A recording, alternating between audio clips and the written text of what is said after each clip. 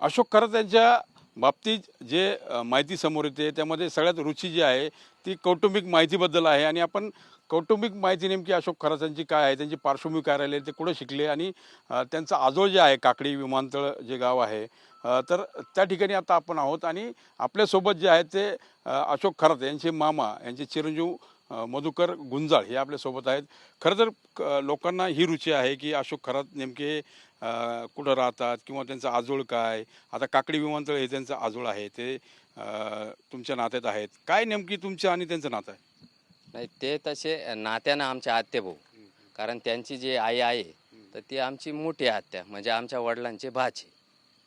बरं. आणि जर आपण बघितलं तर अशोक खरातांचे ह्या जोडे म्हणजे ते या ठिकाणी येत होते का काकडीला कधी सुट्टीला म्हणा, लहानपणी असं काही तुमच्या घरच्यांनी किंवा वडिलांनी काही सांगितलं? नाही, येत होते ना, लहानपणी पण येत होते, म्हणजे शिकत असताना. आणि त्यानंतर मग असं सणावाराला कधीमधी येणं किंवा उन्हाळ्याच्या सुट्टीमध्ये येणं असायचं त्यांचं. आणि त्यानंतरचा बराचसा काळ म्हणजे त्यांचं काही येणं जाणं नव्हतं. आणि नंतरच्या काळामध्ये ज्यावेळेस म्हणजे आम्ही थोडेसे मोठे झालो, तर तसपासून मग ते कार्यक्रमाच्या निमित्तानं काही लग्न कार्य असन, कौटुंबिक काही दुःखद एखादी घटना असन, जसं काही दशक्रियाविधी असेल किंवा वर्षश्राद्ध असेल किंवा कोणाचं लग्न असेल, तर त्या निमित्तानं त्यांचं एखाद्या कार्यक्रमासाठी येणं व्हायचं.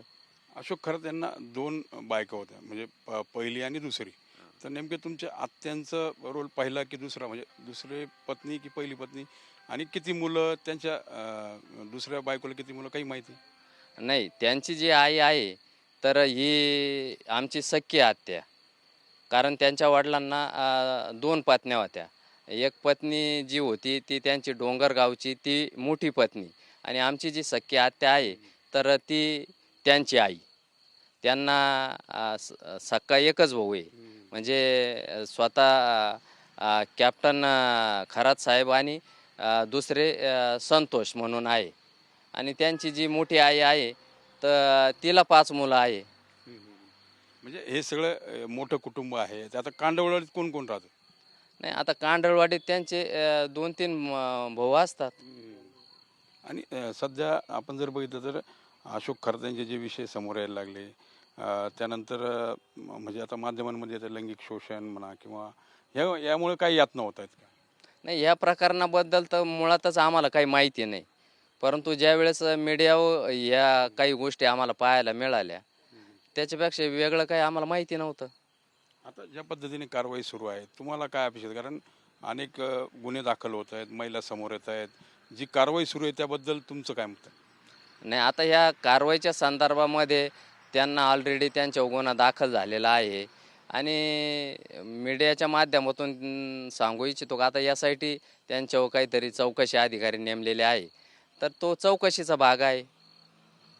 पण यातनं होत असेल कारण नात्यातले आहेत ते, आणि ह्या गोष्टी समोर यायला लागल्या. कारण आध्यात्मिक विषयात तुमची माहिती म्हणजे ते ईशान्येश्वर मंदिर असेल, तुम्ही तिथं दर्शनासाठी जात असाल, काय येणं जाणं असेल तुमचं तिथं त्या ईशान्येश्वर?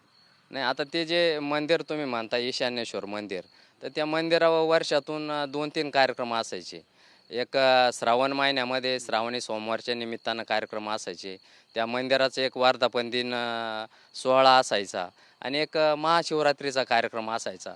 तर या दोन्ही तिन्ही कार्यक्रमाच्यापैकी एखाद्या 2 कार्यक्रमाला आमचं तिथं जाणं असायचं. आता आपण जर बघितलं तुमच्या आत्यांचा जेव्हा विवाह झाला, म्हणजे तुम्ही शेतकरी कुटुंबातले आहेत, म्हणजे काय बघून त्यावेळेस विवाह झाला होता? म्हणजे अशोक खरात यांची पार्श्वभूमी आणि त्या अनुषंगाने मग नवरदेव आहे, मग काय पार्श्वभूमी बघितली ती?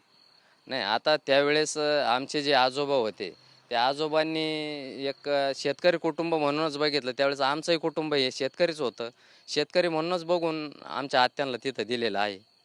आणि म्हणजे त्यांचं शिक्षण काय किंवा ते कुठं जॉब करतात असं काही? नाही, शिक्षण म्हणजे तुम्ही ते खरंच साहेबांबद्दल हो, विचारतात हो, का? हो. नाही, त्यांचं शिक्षण माझ्या माहितीनुसार इथं 10वी झालेलं असावं. आणि बाकीचं शिक्षण त्यांनी कुठं घेतलं याच्याबद्दल आम्हालाही कधी काही कल्पना नाही. आम्ही लहान होतो. आता ह्या काकडी परिसरामध्ये त्यांच्या अनेक मालमत्ता समोर येत आहेत. कालच मुख्यमंत्र्यांनी सांगितलं हाऊसमध्ये की 5.5 एकरचा एक क्षेत्र जे आहे, भूखंड जो आहे तो या परिसरामध्ये आहे. मग तुमच्यापर्यंत काय माहिती किंवा त्या खरेदीमध्ये तुम्हाला त्यांनी काही विचारलं होतं? नाही, त्याबद्दल मला कुठलाही म्हणजे कुठली माहिती नाही किंवा कुठली विचारणा झालेली नाही. मी आज तुम्ही हा प्रश्न मला विचारताय म्हणून या संदर्भात मला आज माहिती मिळालेली आहे. आता ह्या प्रकरणामध्ये अनेक धागेदोरे समोर येत आहेत. तुम्ही एक नातेवाईक आहात, कारण एकीकडं नातेसंबंध आहेत, दुसरीकडं यासाठी चौकशी करते, कारवाईला समोर जायचं आहे. तर एक नातेवाईक म्हणून तुम्हाला काय वाटतं? कारण ज्या पद्धतीने समाज माध्यमामध्ये राज्यभरात जे चर्चा होत आहेत, जे व्हिडिओ सोशल मीडियावर येतात, तुम्हाला काय वाटतं कशा पद्धतीने कारवाई? नाही, आता कारवाई जी चौकशी चालू आहे त्या पद्धतीनं कारवाई होईल, तो तपासाचा भाग आहे. याबद्दल मी काय अधिक बोलू शकतो? तर हे होते त्यांच्या अशोक खरात जे आहेत त्यांच्या मामांचे चिरंजीव.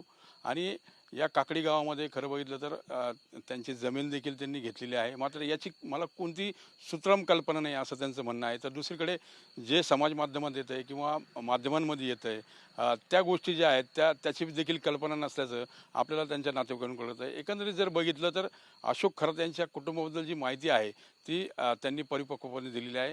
त्यामुळे आता पुढच्या कारवाईकडे सर्वांचं लक्ष लागलेलं आहे. यासाठी कशी कारवाई करते, काय समोर येतं आहे, त्या माध्यमातून आता यातना ज्या आहेत त्या नातेवाईकांना देखील होत आहेत.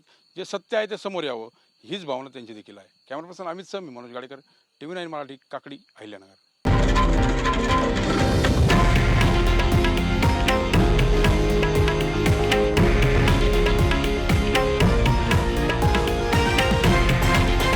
हे आहे देशातील नंबर 1 न्यूज नेटवर्क आणि आपण पाहत आहात TV9 मराठी, एकमेव.